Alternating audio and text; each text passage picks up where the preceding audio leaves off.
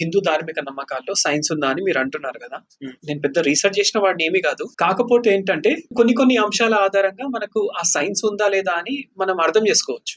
నేను చెప్పే అంశాలు ఏవి కూడా ఏదో మీరు డాక్టరేట్ చేసిన వాళ్ళు అవ్వాల్సిన అవసరం లేదు. Okay. 5th 6th క్లాస్ చదివి అంటే లైక్ మన సైన్స్ టెక్స్ట్ బుక్స్ లో ఏముందో మనం తెలుసుకుంటే వాటి ఆధారంగా మనం తెలుసుకోవచ్చు ఏది మన నమ్మకాల్లో సైన్స్ ఉందా లేదా అనేది. చిన్న అంశాలే నేను చెప్తున్నా. నేను గ్రహం అని అంటాం మనం సంస్కృతంలో. గ్రహం అంటే సెలెస్టియల్ బాడీస్ ఉంటాయి కదా, యూనివర్స్ లో సెలెస్టియల్ బాడీస్, వాటిని గ్రహం అని అంటారు అనమాట. Okay. సో యాక్చువల్ గా అంటే మన దగ్గర ఏం చేశారంటే గ్రహం అంటే ప్లానెట్ అని ట్రాన్స్లేట్ చేశారు. కానీ యాక్చువల్ కరెక్ట్ ట్రాన్స్లేషన్ అది కాదు. ప్లానెట్ అంటే మూవ్ అయ్యేది అని అర్థం అనమాట. అదే గ్రహం అంటే గ్రహించేది అని అర్థం అనమాట. గ్రహించేది అంటే something that has gravitational pull అని అర్థం అనమాట.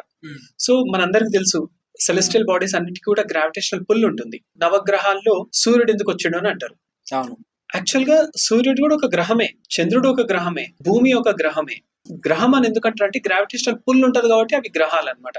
ఓకే. మనము ఏదైనా టెంపుల్ కి వెళ్ళినాం అనుకోండి, దేవాలయంకి వెళ్ళినాం, దేవుడి యొక్క విగ్రహం ఉంటది.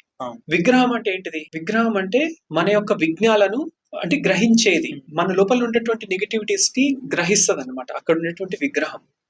అందుకని మనకు దేవాలయానికి వెళ్ళినప్పుడు మన మనసు అనేది కొంచెం పీస్ఫుల్ ఎందుకు అవుతుంది అంటే ఇందుకే అనమాట. లైక్ మన దగ్గర ఉన్నటువంటి నెగటివిటీస్ ని తీసేసుకున్నప్పుడు మనం పాజిటివ్ గా తయారవుతాం అనమాట. So that is the concept. Okay. So ఇది కాకుండా ఇంకా చాలా అంశాలు ఉన్నాయి. సూర్యుడి ఫోటో మనం చూస్తాం కదా, పటం.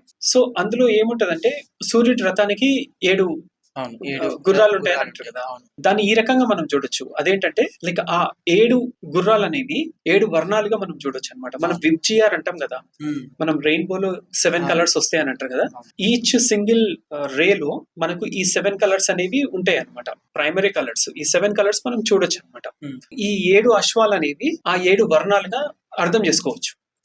సో ఇవన్నీ ఏంటంటే జస్ట్ సింపుల్ థింగ్స్ నేను చెప్పింది ఏంటంటే లైక్ మన చిన్నప్పుడు మనం చదువుకున్నటువంటి స్కూల్ పుస్తకాలు రాసినటువంటి అంశాలు. ఇంకా డీప్ కూడా చాలా విషయాలు ఉన్నాయి. అది మనం చదువుతుంటే అంటే ఈ రోజు ఉన్నటువంటి ఎంతో లిటరేచర్ ఉంది. ఆ లిటరేచర్ ని మనం చదువుతుంటే మనకు చాలా విషయాలు మనకు తెలుస్తాయి అన్నమాట. కాబట్టి నేను ప్రతి ఒక్కరిని నేను కోరేది ఇదే, మన ఏన్షియంట్ టెక్స్ట్స్ ఏవైతే ఉన్నాయో వాటిని డీకోడ్ చేసే ప్రయత్నం చేయండి. సో ఇట్లాంటి సైన్స్ అంశాలు ఎన్నో మనకు అర్థమవుతాయి అన్నమాట.